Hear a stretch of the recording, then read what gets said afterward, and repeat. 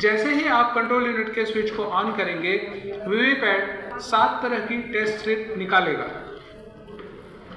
7 तरह की पर्चियां निकलेंगी और कंट्रोल यूनिट के डिस्प्ले सेक्शन में एलईडी को चेक किया जाएगा। फिर मशीन अपने आप को सेल्फ डायग्नोज करेगा और एक एक करके रिपोर्ट्स शो करेगा। यहाँ पर डेट और टाइम दिखा रहा है, जो रियल टाइम और डेट दिखाएगा और उसका समय भी दिखाई दे रहा है। ये सीयू का सीरियल नंबर दिखाई दे रहा है, जो कि आपको कंट्रोल यूनिट के पीछे बारकोड या उसकी बॉडी पे लिखा हुआ है। कैंडिडेट की संख्या 16 दिखाई दे रही है। बैटरी का परसेंटेज 99 दिखाई दे रहा है। कैंडिडेट की संख्या आपके विधानसभा में जितने अभ्यर्थी होंगे नोटा सहित, उसके हिसाब से ही दिखाई देगी। उतनी संख्या है या नहीं, फॉर्म 7A से आप मिलान कर लेंगे। अब ये मशीन अपने यूनिट्स को चेक कर रही है। VU1 को ओके बताया, अब वीवीपैट टेस्ट कर रहा है। वीवीपैट को भी ओके बताया। अब EVM इज रेडी, मतलब अब हम काम करने के लिए तैयार हैं। सबसे पहले मॉक पोल शुरू करने के लिए आप रिजल्ट सेक्शन को ओपन करेंगे। रिजल्ट सेक्शन को ओपन करके इसका क्लियर बटन दबाएंगे।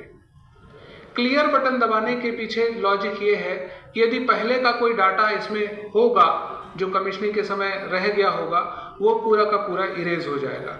आप क्लियर बटन दबाएंगे तो डिलीटिंग पोल डाटा यहाँ पे लिखा जाएगा, डिलीटिंग पोल्ड वोट्स, और ये सारे वोट्स को डिलीट कर देगा और सभी कैंडिडेट के लिए 1 by 1 0 दिखाई देगा। टोटल कैंडिडेट 16 हैं। चूंकि हमने प्रशिक्षण जागरूकता की मशीन यूज की है, इसलिए इसमें हमने 16 डमी कैंडिडेट्स के लिए इस मशीन को सेट किया हुआ है।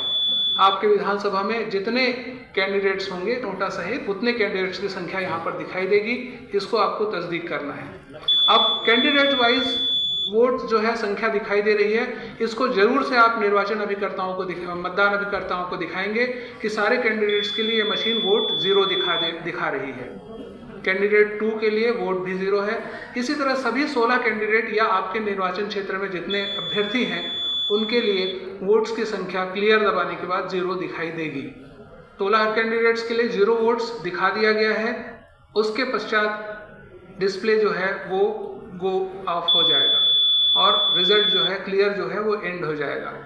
अब ये मशीन आपकी वोटिंग के लिए तैयार है।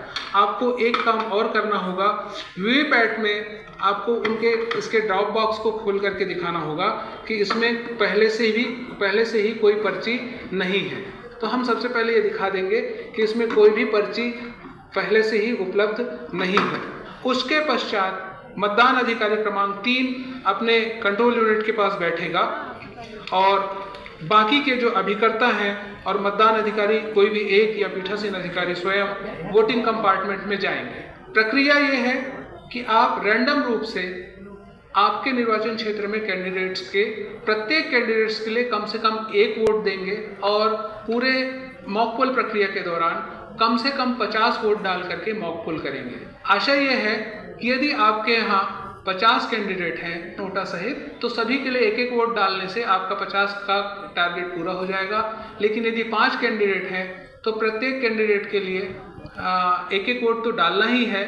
उसके अलावा आप टोटल करने के लिए उसको राउंड वाइज 10 बार वोट दबा करके 50 वोट कर सकते हैं। 50 वोट डालना जरूरी है और सभी कैंडिडेट्स के लिए 1 वोट डालना जरूरी है। मतदान अधिकारी क्रमांक 3 कंट्रोल यूनिट से बैलेट बटन को दबाएगा। बैलेट बटन को दबाते ही कंट्रोल यूनिट के ऊपर डिस्प्ले सेक्शन में रेड लाइट जल जाएगी। ये बिजी लैंप है, ये बता रही है कि अब कंट्रोल यूनिट बिजी है। At the same time ballot unit में ग्रीन लाइट जो है वो जल जाएगी और जो कि रेडी लैंप कहलाती है। अर्थात अब ये बैलेट यूनिट मतदान करने के लिए तैयार है। अब पीठासीन अधिकारी अभिकर्ता को बोलेंगे कि किसी भी एक कैंडिडेट के नाम के सामने का नीला बटन दबाएं। जैसे ही नीला बटन उसके द्वारा दबाया जाएगा, उसके सामने का एरो